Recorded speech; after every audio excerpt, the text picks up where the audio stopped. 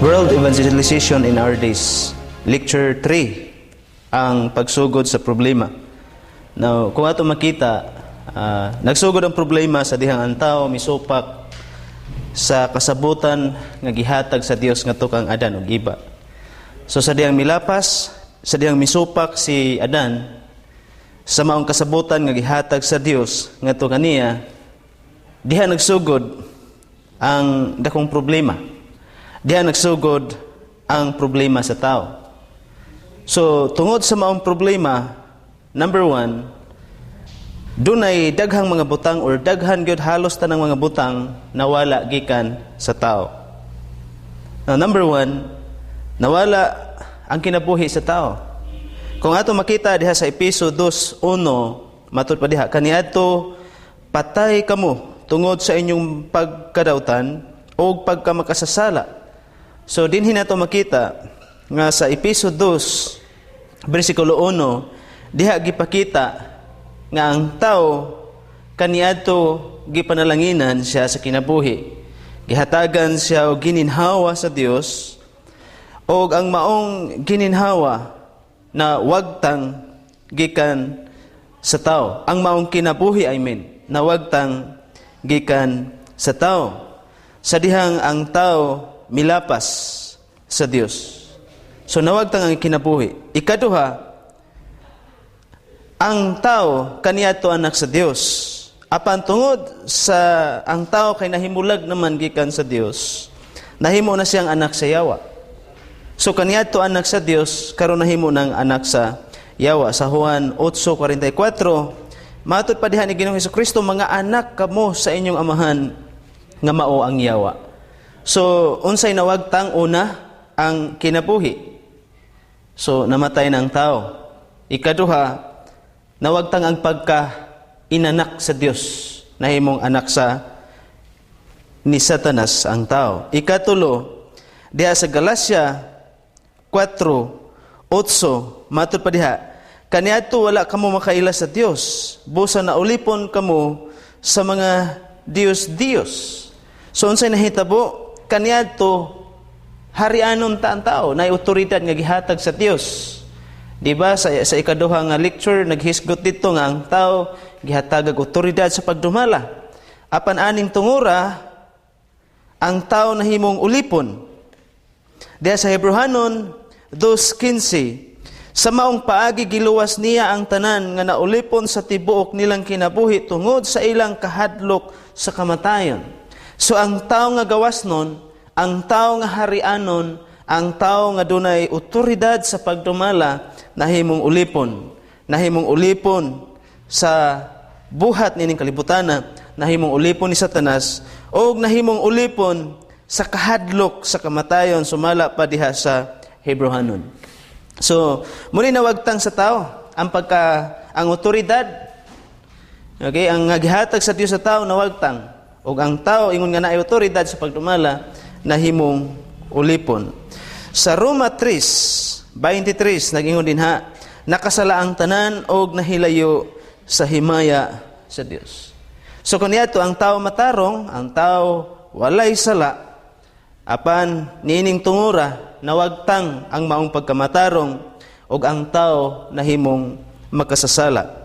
Ikaduhang punto sa pagsugod sa problema. Now, ang kahimtang sa tao, atong tanawon ang kahimtang. Unsa na may kahimtang sa tao, diha ilalom sa problema sa pagkaulipon sa kasalanan.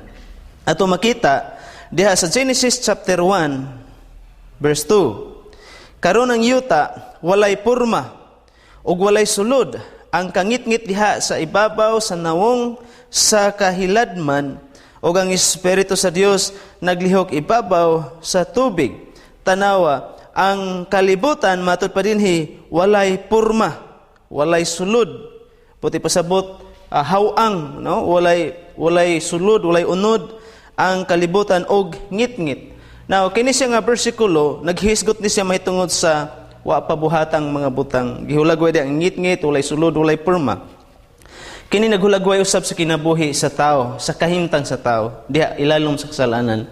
So ang tao unsay nahitabo, wala na siya puros kangit-ngit ang iyang kinabuhi, walay unod, dunay kahawang, ang tao dili na makontento, ang tao na ulipo na sa mga butang dinhi sa kalibutan. Genesis chapter 6 verse 5. Nakita sa Ginoo kung unsa kadako ang pagkadautan sa tao sa yuta, og nga ang matag hilig sa mga nahuna sa iyang kasing-kasing dautan lamang sa tanang panahon. Sumuna ni ang kahimtang sa tao, nahimong makasasala, nahimong dautan hangtod sa tanang panahon, sumala pa sa Biblia. Din sa Jeremias 17 versikulo 9, ang kasing-kasing malimbungon labaw sa tanang butang og dili na mamaayo, kinsay makasabot niini. So unsa ni hitabo ni kahimtang na sa tao? Ang tanang tao na kasing-kasing, unya ang tanang kasing-kasing sa tao giingon dinhi nga malimbungon, ug way bisan kinsang makaayo, way bisan kinsang makatambal. Mao nang kahimtang sa tao, ilalom sa pagkapukan diha sa kasalanan. Diha sa Matthew 11:28, matud pa ni Ginoong Hesukristo, umari kanako kamong tanan nga gikapuyan og nabug-atan, og papahulayon ko kamo. Diha nimo makita pod nga ang kahimtang sa tao gikapuyan, grabig kargada, bugat kaayo ang iyahang kinabuhi tungod sa kasalanan, tungod sa mga problema. So bugat kayo ang iyahang ginapasan sa kinabuhi. Sumuni kahimtang ang tanang tao nagpasan og kargada nga bugat kaayo, nga naghatag og kalisod og kakapoy sa kinabuhi sa tao. Sumuni hulagway sa kahimtang sa tao diha sa kasalanan. Diha sa Marcos 7:21 ngadto sa 23. Kay gikan sa sulod, gikan sa kasing-kasing sa mga tao, nagagula ang daotang mga hunahuna, pakighilawas, pangawat, pagpatay, panapaw, kahakog, malisya, limbong, kaulag, kasina, pagbutang-butang, pagkamapahitason, o kabuang, kining tanang kadautan, nagagikan sulod, o naghimo sa tao nga hugaw. Ang naghimo sa taong dautan, tungod kay ang tao adunay kasing-kasing nga malimbungon. So ang tao, nahimo siyang dautan, dili tungod sa dautan ngayang nabuhat, kundili ang dautan niyang nabuhat, ang rason niya na tungod kay aduna siya dautan nga kasing-kasing, tungod na sa sala nga naa sa kasing-kasing sa tao. So ang naghimong dautan sa tao tungod sa iyahang sala nga nasulod siyang kasing-kasing. Diha sa Genesis chapter 3, 16 to 19, atong makita diha nagsugod ang kapaitan o kahimtang sa tao ilalom sa kasalanan. Ang tao na ilalom diha sa tunglo. So ang babae, manganak siya nga magsakit pag-ayo, magpiyait sa kasakit. O ang lalaki, maghago pag-ayo, pag-ugmad sa yuta. Matud pa diha, tungod kay sa abog kagikan, sa abog usab pauli munay course, munay tunglo. Buti pasabot sa laktod ko atong sabto ang Genesis chapter 3, 16 to 19, naghisgot sa tunglo sa Dios sa tao, bunga sa paglapas sa tao sa kasabutan nga iyang gihatag ngadto kang Adan. Diha sa Hebrehanon 9:27, so ang tao mamatay na. So tanang tao diha sa Hebrehanon 9:27, maingon nga ang tao gikatakda nga mamatay sa makausa, ug human niya na mag-atubang sa hukom. So muna ni consequence, mao na ni sangputanan sa kinabuhi. Tanang tao mamatay, sumala sa Biblia. Dahil human sa kamatayon, moatubang siya og hukom. So muna na gyoy realidad. Way taong makaiskapo sa kamatayon, walay tao nga makaiskapo sa hukom sa Dios. Diha sa Matthew 25:41, unya moingon siya niadto nga naa sa ihang wala, pahawa kamo kanako, kamong mga tinunglo, ngadto sa kalayo nga walay katapusan, nga giandam alang sa yawa og sa iyahang mga anghel. So tungod sa paglapas sa tao sa kasabutan, ang nahitabo, ang tao na tinunglo, nawagtang niya ang tanan, dayon ang tao mamatay o moautubang siya sa hukom. So muna ni sangputanan, muna ni siya gitawag consequences sa bunga sa iyang paglapas sa kasabutan nga gihatag sa Dios ngadto kanila. Now atong tanawon sa ikatulo nga bahin, no, sa ato ang lessons may tungod sa pagsugod sa problema sa sala. Atong tanawon ang sinugdanan, ang point number 3. Sa unsang paagi nagsugod ang sala. Now ang gihatag sa Dios nga pakigsaad, unsa man to? Diha sa Genesis chapter 2 16 to 17, unsay pakigsaad diri sa Ginoo atong usbon sa pagbasa. Matud pa dinhi giingnan niya ang tao, makahimo ka pagkaon sa mga bunga sa tanang kahoy sa tanaman. Gawa sa kahoy nga naghatag sa kahibalo unsay maayo ug unsay dautan. Kung mukaon kanini, niya nang adlaw mamatay kagayod. Sumuni simpleng kasabutan nga gihatag sa Dios ngadto sa tao, simple. Og sayon nga sundon, sayon nga tumanon, tungod kay sa tanang kahoy nga naa dito sa Garden of Eden, usa lang ka punuan or usa lang ka klase sa prutas ang ginadili sa Dios sa pagpakaon. So kung moingon tang lisod, kung ang tanang kahoy ba, katong tanang kahoy mo dili ipakaon ug usa lang ka kahoy mo ipakaon, kana mo lisod. Apan ang kasabutan sa Dios nga gihatag ni sa tao, sayon nga sundon tungod kay usa lang ka kahoy, gikan sa daghang klase sa mga prutas dito sa Garden of Eden ang dili pwedeng kanon. So kung sundon gyud, kung gustuhon gyud ni Adan og iba nga sundon nila, kaya og mahimo gyud nila. So dili kayo ingnon nato nga lisod nga sundo, no? Apan nahitabo nga din ang kasabutan nabungkag. Naguba ang maong kasabutan diha sa Genesis chapter 3 verse 1. Nganong naguba ang maong kasabutan? Number 1, tungod sa limbong ni Satanas. So naguba ang maong kasabutan tungod kay gilimbungan man ni Satanas si Iba o si Adan. So sa dihang nalimbungan, sa dihang gidaldal si Iba, no, diha sa Genesis 3 verse 1, karon ang bitin labi nga malimbungon kaysa bisan unsang ihalas nga mga mananap nga gibuhat sa Ginoong Dios. Miingon siya sa babae, nag-ingon ba gayod ang Dios, dili ka magkaon gikan sa bisan unsang kahoy sa tanaman? Sumuni sulti sa bitin, dili ba? So kini nga bersikulo naghatag og kanang gitawag paglibog, pagilibog ni Satanas ang hunahuna sa tao. Nasayod si Adan og Iba sa sugo sa Dios. Og ang maong sugo gigamit ni Satanas aron libugon usab si Iba og si Adan. Gilibog ba? So aron nga makasulod, makahimo si Satanas paglingla ni Iba og ni Adan. So una yang gilibog, munang nalingla si Adan.